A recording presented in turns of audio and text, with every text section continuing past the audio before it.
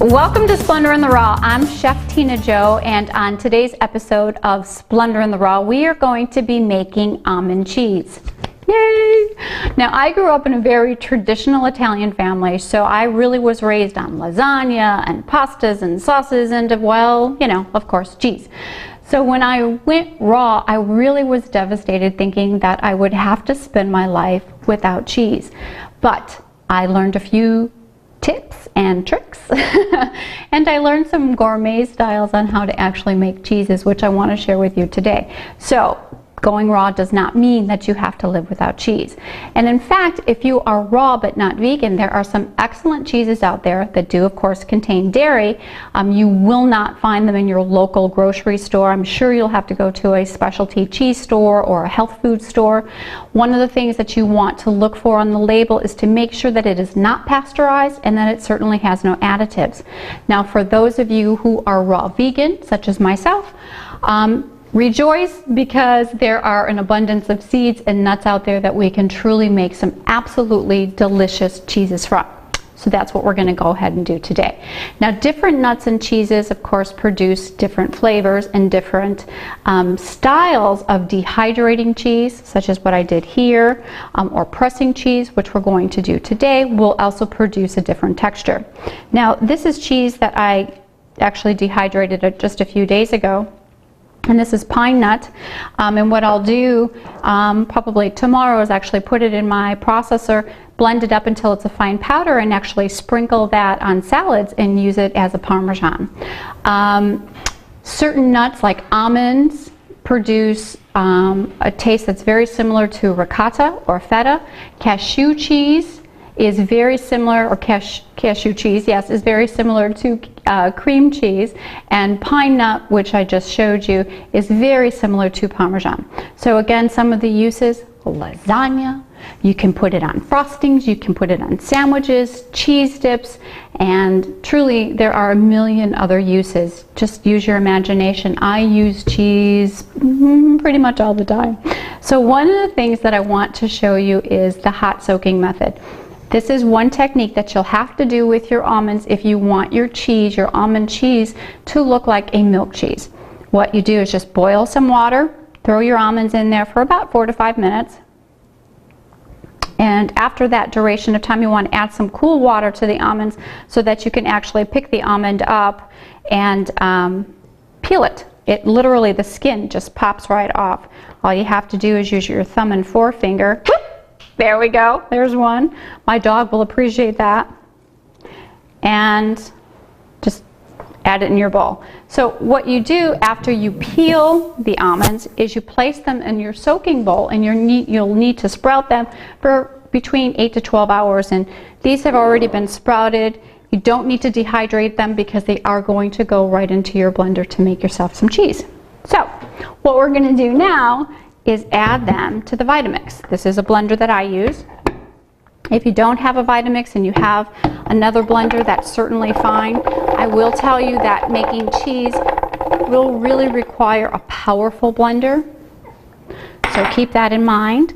So we've added 2 cups of almonds that again have already been sprouted, and need to add 1 cup of water. And I've got some extra water over on the side in case I need to add a little bit more. This is the probiotic going in there.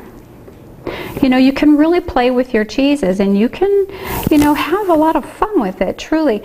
I like to keep a little bit of extra water on the side in case I decide that I want to make my cheese a little bit creamier. Water's right at hand.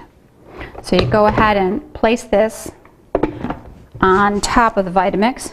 Now be patient with me, I'm sorry, this is going to be loud for just a moment or so. Turn it on. And one of the things with using a Vitamix or any blender is you really want to get a nice vortex going. And you can see that happening.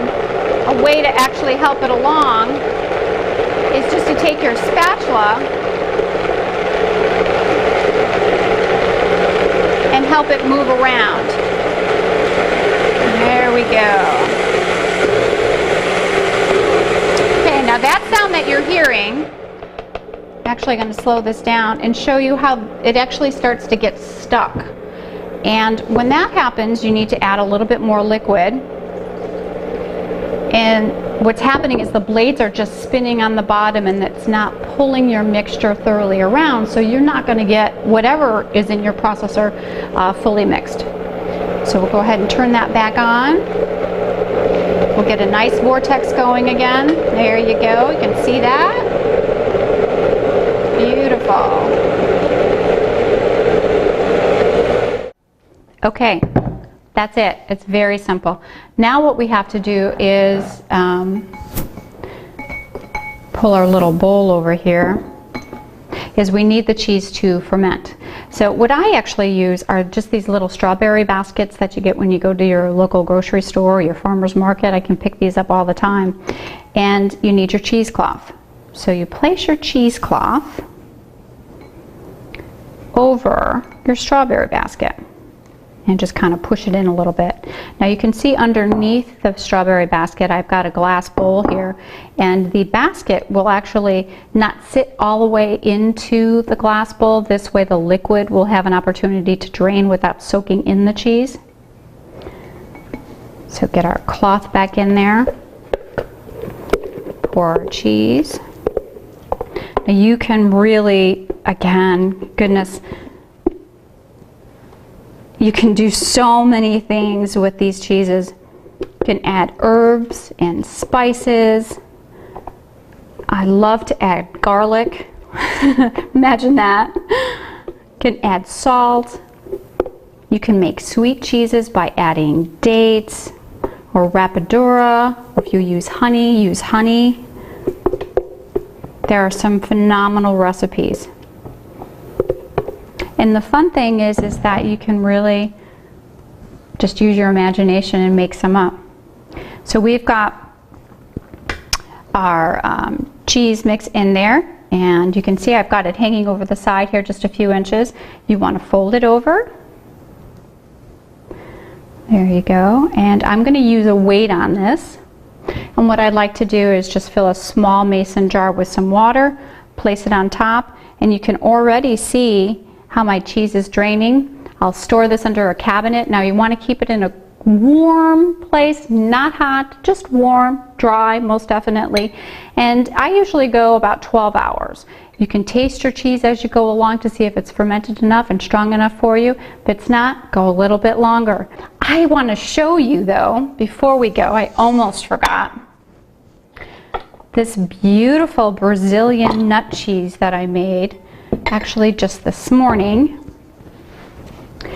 and I rolled it in a ball, and I added some cheese, some Brazilian nuts on top of it, and you can see truly how amazing cheeses can be. Now I'll serve this to company tonight, and I hope you enjoy this recipe, the almond recipe, and many more. Go to splendorintheraw.com for all of our recipes. I'll see you next time. I'm Chef Tina Jo. This was Splendor in the Raw. Bye for now.